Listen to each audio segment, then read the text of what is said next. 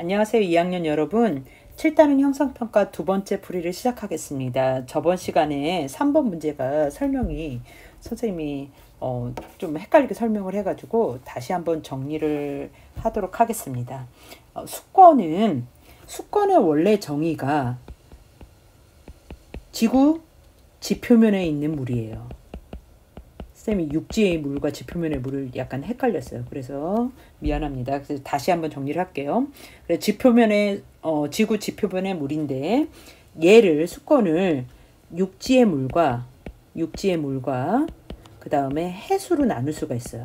자, 육지의 물은 가장 많은 양을 차지하는 게 빙하이고, 그 다음에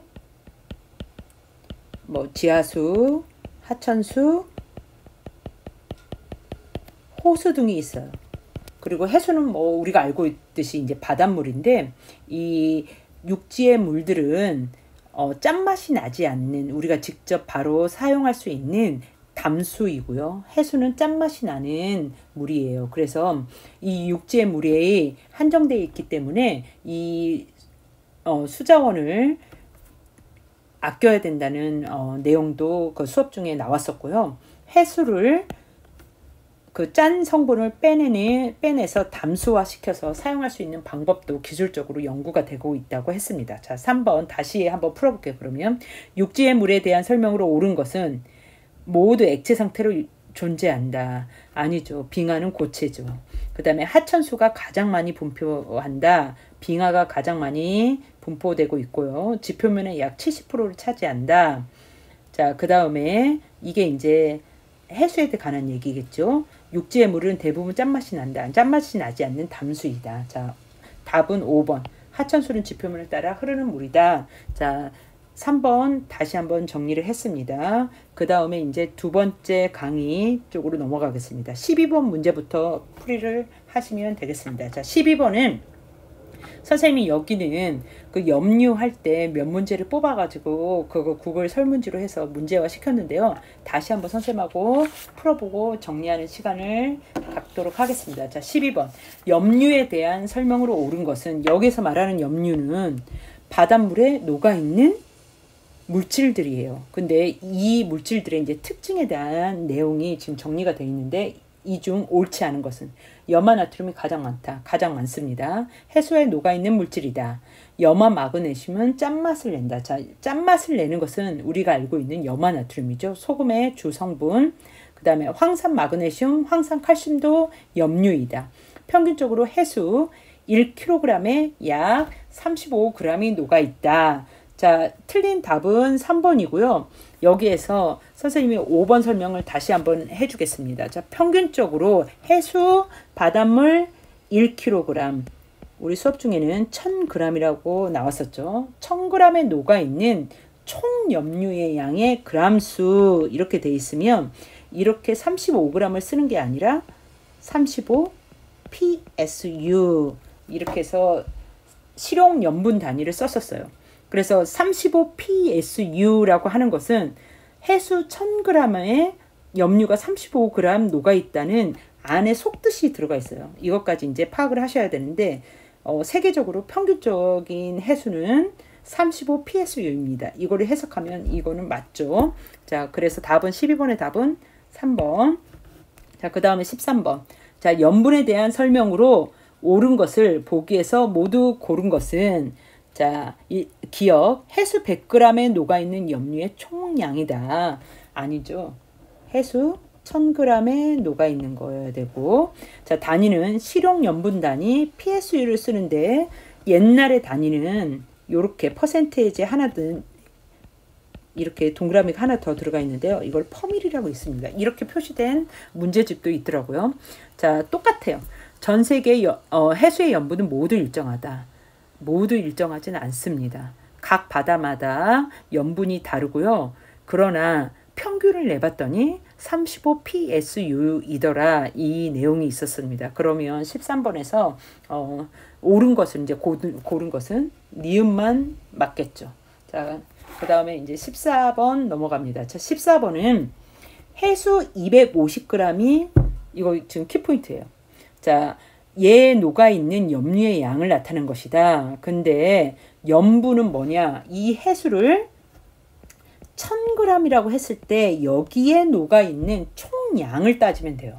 근데 지금 해수 250g에 지금 염류가 염화나트륨 6.80, 염화마그네슘 0.95, 기타 1g 녹아있대요. 그러면 이걸 한번 더 해봅시다. 6.80 더하기 0.95 더하기 1.00 하면, 자, 먼저 선생님이 계산하셨습니다. 8.75g이에요. 자, 이 8.75g, 이거는 지금 해수 200g, 250g에 녹아있는 총량이고, 우리가 구하고자 하는 것은 1000g에 녹아있는 거죠. 그러니까 이제 4배 하면 되겠죠. 여기다 곱하기 4를 하면 어떻게 나오는 거냐면 35.00이 나와요. 근데 해수 1000g일 때는 여기에 g수를 붙이지 않고 실용 염분 단위 PSU를 붙입니다. 그래서 35 PSU가 답이 될 거예요. 자, 14번 해결했습니다. 자, 15번으로 가겠습니다. 자, 15번은 자, 염분이 35 PSU인 해수 200g에 들어있는 염류의 총량을 구하시오. 지금 아까 14번에서 했던 거와 지금 반대죠. 그러면 얘는 염분이 35 PSU라는 말은 해수 1000g 중에 염류가 35g 녹아있다는 거예요. 근데 지금 해수 200g을 기준으로 한다고 그랬어. 그러면 5분의 1을 하면 되겠죠? 그러면 답 바로 쉽게 나오네요. 자, 7g입니다. 자, 여기를 좀 지워볼까요? 네, 7g입니다. 자, 됐습니까? 자, 16번 넘어가겠습니다. 자, 16번은 다음 글에서 설명하는 법칙을 무엇이라고 하는지 쓰시오. 자, 이거는 교과서에서도 그대로 나와 있는 건데, 여러 가지 요인의 영향을 받아 염분은 해역마다 다르지만 염분에 관계없이 해수에 들어있는 염화나트륨, 염화마그네슘 등의 염류가 차지하는 비율은 항상 일정하다. 자, 염화나트륨 비율만 기존 수업에서 따져봤는데 각 바다의 염분은 다르지만 염화나트륨의 비율은 78% 정도로 일정했습니다. 그래서 이러한 것들을 이제 법칙화했는데 여기 지금 제목에 있네요. 여기 염분비 일정 법칙입니다. 어떤 바다에 가든 염화나트륨은 78%, 총 염류의 78%를 차지하고 있습니다. 자, 16번 해결했습니다. 자, 17번 가겠습니다. 자, 17번은 자, 어느 지역의 해수에 염화나트륨이 25.6g 녹아있다. 이 지역 해수의 염분은 얼마인가? 자, 여기에서 말하는 염화나트륨 25.6g, 그리고 이것만으로 풀 수는 없어요. 근데 단, 여기 힌트가 나와 있네요. 단, 전체 염류 중 염화나트륨이 차지하는 비율은 78%래요. 이거 퍼센테이지죠? 그러면 어떻게 할 수 있느냐? 총 이 PSU는 해수 1000g에 녹아있는 염류의 총 g수에 g으로 바꿔도 돼요. 그러면 여기는 자, 총 염류분에 25.6g이 녹아있대요. 염화나트륨이. 그래서 곱하기 100을 했더니 얘가 78%가 나와야 되죠. 그랬을 때 이 해수의 총 염류의 양, 그러면 이게 이제 1000g일 때는, 해수 1000g일 때는 이게 염분이 되겠죠. 이거를 이제 역으로 계산을 하면 됩니다. 자, 역으로 계산을 하면, 자, 여러분들이 이거는 이제 뭐 수학이 아니기 때문에 이 계산 문제는 과학에서는 대부분 계산기를 사용합니다. 그래서 선생님 먼저 계산을 해놨어요. 그랬더니 자, 어떻게? 지금 소수점 첫째 자리까지 표현이 되어 있기 때문에 답도 소수점 첫째 자리까지 표현을 합니다. 33.0g이 나와요.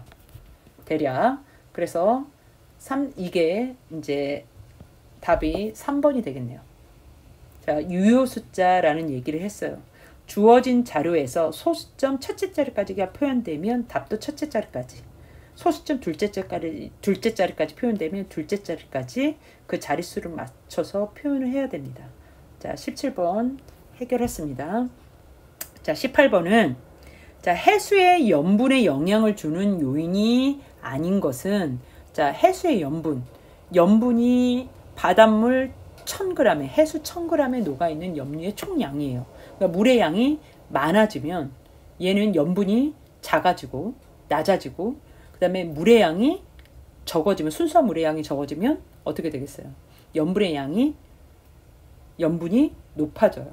그랬을 때, 자, 순수한 물이 많아지고 적어지고 이걸 따지는 요인, 이것만 찾으면 돼요. 직접적인 요인을 찾으면 됩니다. 자, 1번 결빙. 뭐예요? 이거는 얼음이 녹으면 순수한 물은 줄어들겠죠. 그래서 여기에 염분은 높아집니다. 그 다음에 해빙. 교과서에 나온 것부터 할게요. 해빙. 자, 빙하가 녹아요. 그러면 순수한 물의 양이 증가하고 어떻게? 총 1000g을 따졌을 때는 염류의 양이 적어지겠죠. 그래서 염분이 작아집니다. 자, 강수량. 순수한 물에 유입되네요. 해빙하고 똑같습니다. 자, 하천수의 유입. 이것도 마찬가지예요. 순수한 물의 양이 많아집니다. 자, 그래서 18번의 답은 직접적인 영향을 주는 게 아닌 것은 2번이에요. 근데 2번도 사실은 선생님 수온이 높아지면 뭐 증발이 잘 일어날 수 있고 뭐 이런 결과를 따질 수는 있을지 몰라도 직접적인 요인은 안 돼요. 그래서 영향을 주는 요인이 아닌 것으로 이제 수온을 여기서는 택할 수 있겠습니다. 직접적인 요인은 결빙, 해빙, 하천수의 유입, 강수량입니다. 자, 19번. 자, 우리나라의 주변의 해류에 대해서 하겠습니다. 자, 우리나라 주변을 흐르는 해류에 대한 설명으로 옳은 것은, 자, 동해에는 난류만 흐른다. 자, 난류는 여기서 따져봐야 될 게 난류와 한류가 있어요. 난류는 따뜻한 흐름, 한류는 차란자를 쓰겠죠. 자, 차가운 바닷물의 흐름이에요. 자, 바닷물이 이렇게 주기적으로 또는 어떤 루틴을 가지고 흘러요. 그래서 이 동해에는 이제 따져봤는데 동해에는 난류만 흐른다. 아니죠. 바로 밑에 20번 문제에 나올 때 한 번 더 설명을 하겠지만 동해에는 난류, 한류가 같이 흐릅니다. 일정한 주기로 해류의 방향이 바뀐다. 해류의 방향은 북반구, 남반구 이렇게 정해져 있어요. 자, 3번 북한 한류는 저위도에서 고위도로 흐른다. 자, 북한 쪽에서 남한 쪽으로 우리나라 쪽으로 내려와야 되죠. 그래서 고위도에서 저위도로 흐른다. 이게 맞겠고. 자, 4번 우리나라 주변에서 한류는 겨울에만 흐른다. 뭐 차란자를 쓴다고 해서 이게 겨울에만 흐르는 흐름이다. 그건 아니에요. 상대적으로 다른 바다의 흐름보다 그 해수의 흐름보다 온도가 낮으면 한류라고 합니다. 자, 5번 한류와 난류가 만나면 좋은 어장이 형성된다. 이거는 이제 나중 사회 시간에도 배울 건데, 네, 난류에서 난류의 흐름을 즐기는 고기도 잡을 수 있고, 그 다음에 차가운 물에서만 사는 한류의 흐름에서도 잡을 수 있는 고기도 잡을 수 있고, 그 다음에 난류 한류가 섞이니까 어떻게 좋은 어장이 형성되고요. 그 무엇보다 고기의 먹이인 플랑크톤이 이 난류와 한류가 만나는 곳에서 많이 자란다고 합니다. 자, 19번의 답은 5번입니다. 자, 20번은 19번의 문제에 이어서 설명을 하다 보면, 자, 그림은 우리나라 주변의 해류를 나타내는 것이다. 해류, 기역, 디귿의 이름을 쓰시오. 자, 기역은 우리의 이 일본과 우리나라에 제일 영향을 주는 가장 큰 해류의 이름은 여기에서 있어요. 이게 뭐죠? 쿠로시오 해류. 근데 이거의 줄기가 이렇게 찢어져서 이제 우리나라 주변을 도는데 이 기역 쪽으로 오는 게 얘가 기역이 황해 난류입니다. 그 다음에 니은은 지금 우리가 이렇게 봐도 여기 지금 북한 쪽에서 밑으로 흐르죠. 그 다음에 이제 파란색으로 되어 있네요. 자, 얘가 북한 한류이고, 그 다음에 자, 여기 쿠로시오 해류에서 이제 가지선으로 일본과 우리나라의 사이로 이렇게 흘렀던 이 곳이 디귿이 이제 동안 난류예요.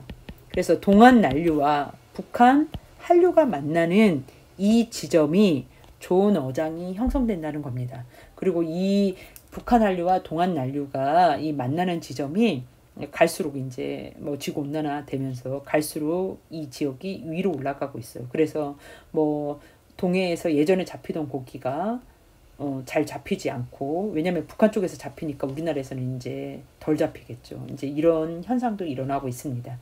우리나라 동해에서는 북한 한류와 자, 동안 난류가 이렇게 만나고 있습니다. 다시 확대를 하겠습니다. 자, 21번 넘어가겠습니다. 자, 21번은 우리나라 동해에서 흐르는 해류에 대한 설명으로 옳지 않은 것은, 자, 동해에 대한 겁니다. 자, 1번 난류와 한류가 모두 흐른다. 맞습니다. 자, 북한 한류는 여름에 흐르지 않는다. 지금 이게 차란자를 쓴다고 해서 계속 겨울에만 흐른다고 생각할 수 있는데 그런 문제가 많이 나오네요. 그건 아닙니다. 자, 3번 동안 난류는 저위도에서 고위도로 흐른다. 아까도 나왔죠. 고위도에서 저위도로 흐릅니다. 자, 난류와 한류가 만나는 곳에 조경수역이 형성된다. 좋은 어장이 형성되고 이런 지역을 조경수역이라고 합니다. 자, 선생님이 말을 지금 3번을 한류라고 생각하고 잘못 말했네요. 동안 난류는 저위도에서 고위도로 흐르죠. 자, 다시 수정하겠습니다. 이건 맞습니다. 자, 북한 한류는 여름에 흐르지 않는다. 이게 틀렸죠. 지금 옳지 않은 거니까. 선생님 여기 동안 난류는 다시 하겠습니다. 동안 난류는 저위도에서 고위도로 흐릅니다. 밑에 쪽에서 위로 흐르죠. 자, 5번 북태평양 서쪽을 흐르는 해류의 일부가 갈라져 들어온다. 맞습니다. 그 해류의 일부가 뭐냐면 해류 큰 축이 쿠로시오 해류입니다. 자, 그 다음에 22번 넘어가겠습니다. 자, 22번은 조석 현상이에요.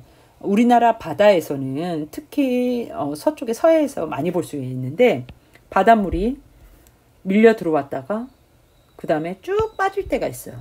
그리고 이 밀려 들어오고 빠지고 바닷물이 가장 깊이가 깊을 때를 만조, 그 다음에 바닷물이 빠져나갈 때를 간조, 그 다음에 여기 용어들이 많이 나오는데, 자, 바닷물이 밀려와요. 밀물, 그 다음에 바닷물이 빠져나가요.